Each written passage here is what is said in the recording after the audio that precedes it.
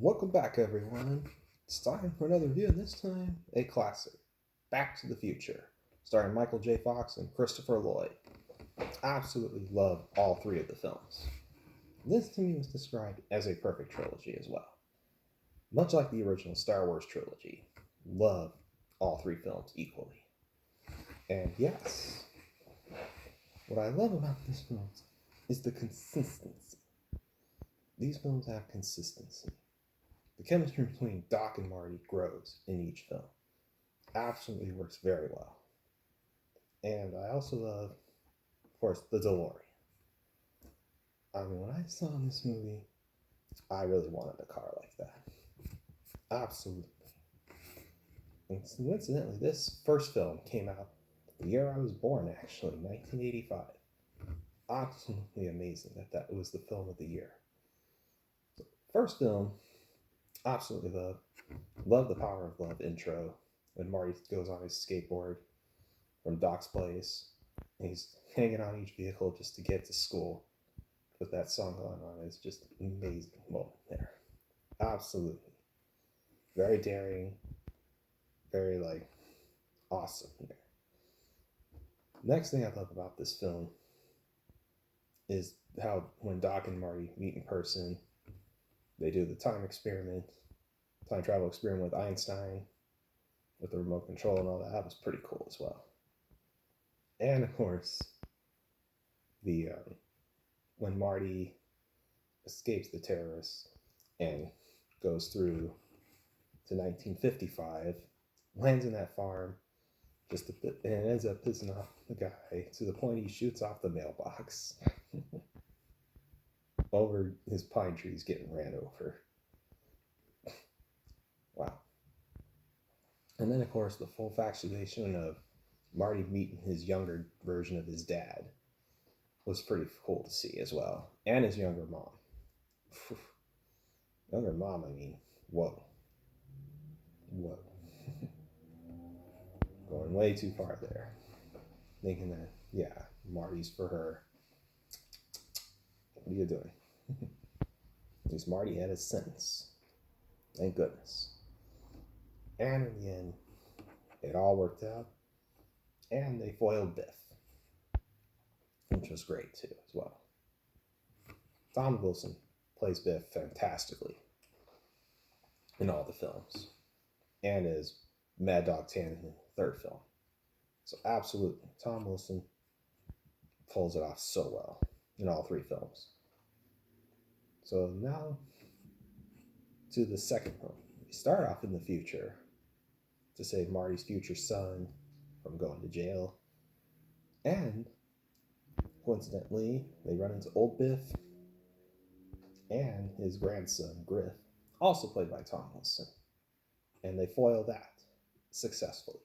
However, Marty gets the sports almanac and Doc wants nothing to do with it.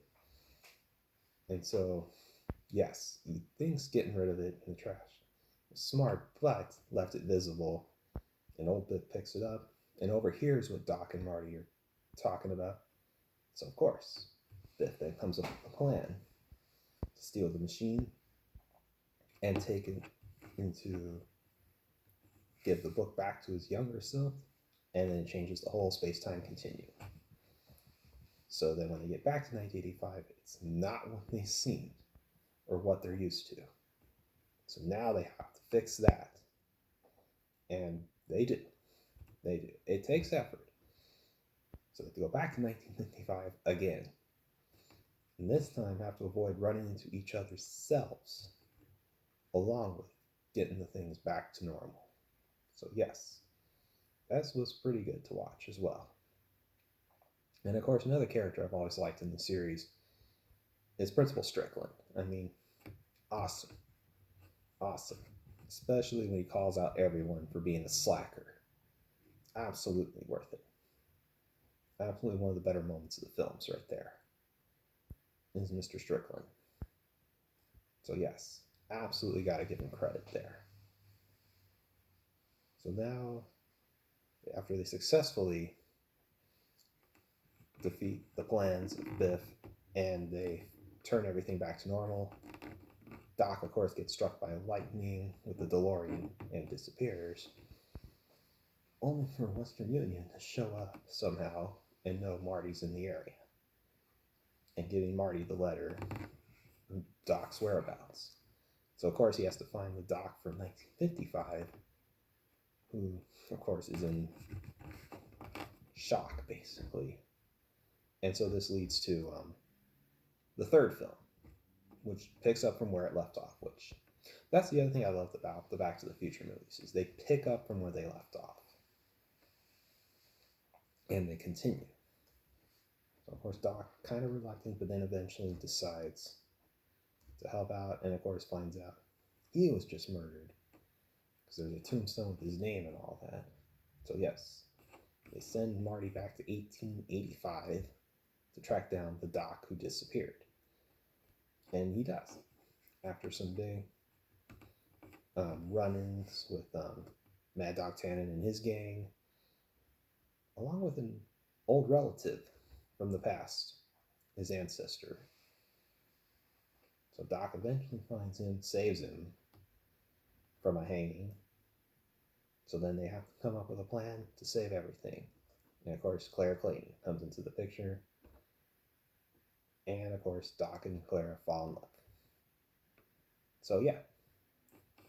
So Back to the Future 3 is pretty good. It's a pretty good conclusion. And Zemeckis said no more after that, because it was a good one. 3 is a great number to end on, and can't deny that. Can't deny that. It is a very good number to end on. So overall, the movie's great, the music's great, and everything about it, great. I could watch these movies anytime as well. So next time, I'll see you again soon.